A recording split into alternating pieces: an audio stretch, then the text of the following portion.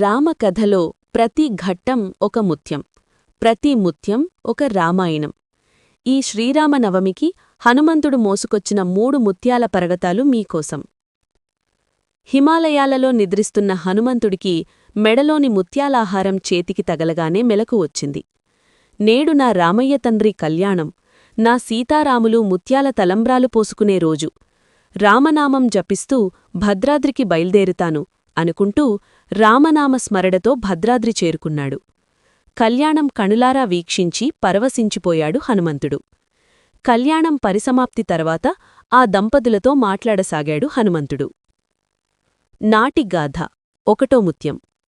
నీ పట్టాభిషేక సమయంలో నువ్వు సీతమ్మ చేతికి ఒక ముత్యాలాహారమిచ్చి, జానకీ, ఈ హారాన్ని నీకు ఇష్టమైన వారికివ్వు అన్నావు. సీతమ్మ ఆ హారాన్ని అందుకొని సింహాసనం దిగి విభీషణ, జాంబవంత, సుగ్రీవ, అంగదాది వానరులను ఒక్కొక్కరినీ దాటుకుంటూ నా దగ్గరకు రాగానే నిలబడిపోయింది.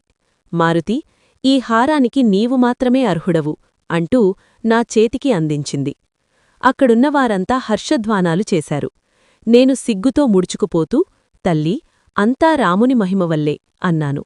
ఇదంతా నాటిగాథ అన్నాడు హనుమ. నేటి సందేహం 2 ముత్యం. తండ్రి, నీవెంటే ఉండి నీ అడుగులో అడుగులు వేసిన నాకు నువ్వేమితో తెలుసు. ఇతరులు నిన్ను శంకిస్తుంటే నా మనసుకి కష్టంగా ఉంది. నా సీతమ్మ తల్లి రావణుని చెరలో ఉండి వచ్చిన తర్వాత నువ్వు ఆమెను అనుమానించావని అందరూ అనుకుంటున్నారు అంటుండగాని సీతమ్మ అందుకున్నారు. హనుమ, రాముడు నాకు భర్త మాత్రమే కాదు, కోట్ల మందికి ప్రభువు. ఆయనను ఎవ్వరూ వేలెత్తి చూపకూడదు. అందుకే నాకుగా నేను చితిపేర్చుకున్నాను అని చెప్పింది. రాముడు, హనుమ, ఎవరి ఆలోచనలు వారివి. వారి కళ్లకు నా ప్రవర్తన అలా కనిపించిందేమో, వారు అలా అనుకోవడంలో తప్పులేదేమో అన్నాడు.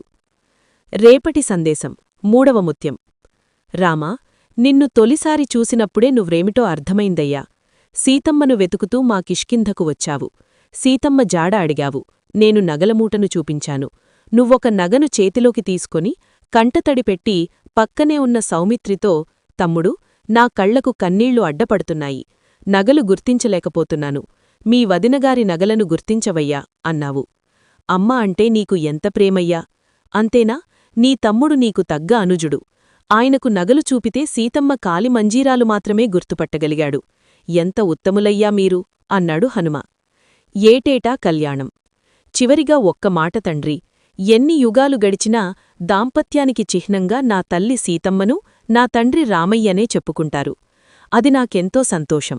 నాడు మీ కళ్యాణం చూడలేకపోయామని ఎవ్వరూ బాధపడక్కర్లేదు. ఏటేటా మీ కళ్యాణం చూస్తూనే ఉంటాం అని సీతాలాముల ఆశీస్సులు తీసుకుని హిమాలయాలలో తపస్సు కోసం నిష్క్రమించాడు హనుమంతుడు. స్వస్తి.